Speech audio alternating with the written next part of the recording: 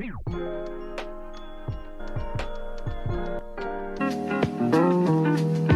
guys, so here is part 1 of why you should not friend anyone on Roblox that you do not know. This is my story. So, I was playing Adopt Me and this girl, she friended me and I was not thinking, so I just friended her back. And she teleported to me and she asked if we could be IBFs because she didn't have any, and I was like, okay, just to be nice. But over time, we started to become, like, really good friends. We had each other's social medias, like, we had TikTok, Instagram, Snapchat, and all that. And one day, she blocked me on every single social media that we had of each other. And I was kind of confused, and I didn't know what was happening. So I made a fake TikTok and messaged her. Come back for part 2. One day, we were in class. I was in band at the time, and the classroom phone rang. And the teacher went and he answered the phone. He got really serious. He got this really concerned, shocked look on his face, and he hung it up and he turned to us and he said, everybody sit down, be quiet. The bell's going to ring in a couple minutes. You're going to stay seated. And then he went over to the doors and he locked them. And we were just like, oh shit, what is happening? And at first some of us were like, well, is it a bomb threat? Because we used to get bomb threats all the time, but then we realized that doesn't make sense because when we get a bomb threat, they evacuate us. And then we're like, is there some type of killer in the school? Is there a weather alert? Is there a terrorist attack? And none of us knew anything. The teacher wouldn't answer any questions. He was told not to. And the bell rang. We all stayed seated and we sat there for a really, really long time. And then the next bell rang, which means a whole other class period had passed. And still he said, stay seated. And I can't tell you how long we were trapped in this room and nobody was telling us what was going on. We're all getting really scared and panicking. Because we had never had a situation like this and we had practiced so many drills, if there's a bomb, we all go to the band lot. If there's a tornado, we all go to the basement. If there's a fire, we take these exits on this side.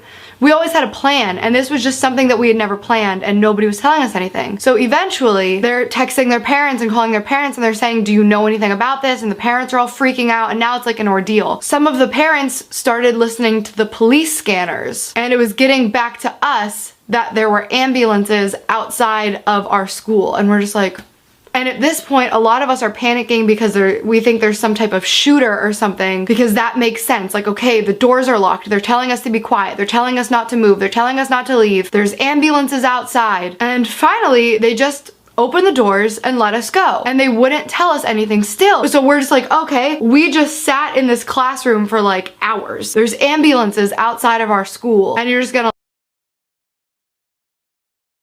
was an amazing teacher. He was a caring teacher, but he didn't wake her up. For I don't know what reason it was. I don't know if he just thought, you know, you can only try so hard to make somebody interested in class. I don't know if he figured, you know what, she could really use the sleep, just let her nap. But that class was over and the bell rang and everybody got up, but she stayed seated laying on her desk like this with her head down and she wasn't getting up. So somebody who was sitting next to her nudged her and was like, hey, wake up, class is over. And she didn't move, and then she nudged her a little harder to wake her up, and that is when her arm fell completely limp to the side of the desk. So obviously at this point, people start panicking. They roll her over and she is completely blue. I don't know how long she was out. I don't know how long she wasn't breathing, but she had completely OD'd and had not been receiving oxygen for enough time to turn her blue. That is when the ambulances were called. That is when the school was put on lockdown. She was taken out, obviously, and she died that day.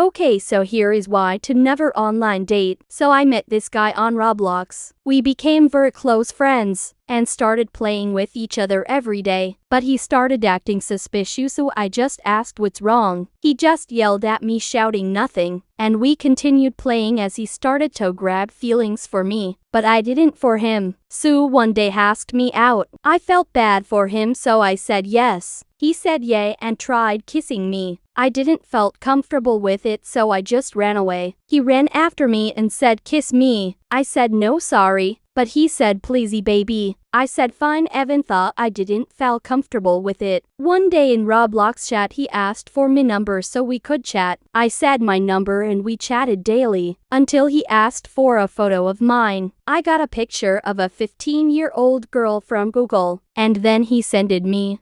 Here's a story time of how me and my sisters almost got kidnapped. So my mom and her boyfriend were just gonna go out and have a night to themselves, and I was home watching my 2 little sisters. At the time, I was 13, my 2 little sisters were 9 and 6. So around 6 p.m., my mom and her boyfriend leave. Me and my sisters just sit down and watch a movie, and then I get up to make them dinner. I get paranoid really easily, and while I was making them dinner, I look out the kitchen window, and I thought I seen somebody in the backyard. I text my mom and she gets on the cameras that are outside and she said nobody was out there. I continue making them dinner, we sit down and eat, and then we start watching another movie. Then we start hearing knocking. It wasn't coming from any of the doors, it was coming from the side of the house. I didn't want to bother my mom on her one night out, so I just took the kids and we went upstairs and watched a movie in my room. My 6-year-old sister at the time went to the bathroom and she came back in literal tears. She was literally crying so hard until I finally got her to stop and tell me what was wrong. She said as she was walking back from the bathroom, she seen somebody downstairs. I quietly locked my door and I put my sisters in the closet and I call my mom right away. I'm running out of time, like... When I was little, I found my mom's credit card. And, being a 6-year-old, I saw my mom putting the credit card on her phone, and I knew how she did it. So, I decided that I was going to put it on my phone. So, I put it on my phone, and I was downloading Roblox, because I thought, hey, I can play with my friends here. That day, I spent $2,000 worth of freaking money on Robux. Let's just say a lot of my friends thought I was really cool and rich. When my mom found out, I hid from her for seriously like a day, and then once I got in there, she wasn't mad. She just said I was Captain Robux. This is a story time on why you should never go on Omegle.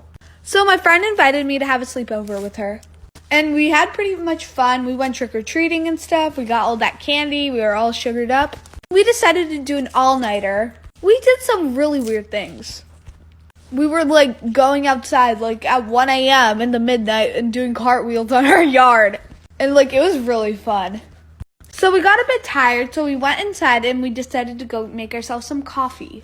So after that, we went on TikTok. Our For You page was filled with people going on Omegle. And we saw like famous people getting on and like it was cool. So we're like, let's try to meet one of these famous people. So we grabbed my friend's laptop and we searched up Omegle. So we got on and it was going pretty fun. We met some friends. But until this one guy popped up. Part 2 is up right now. And this is not a Google Docs story. This is actually a story that happened to my friend.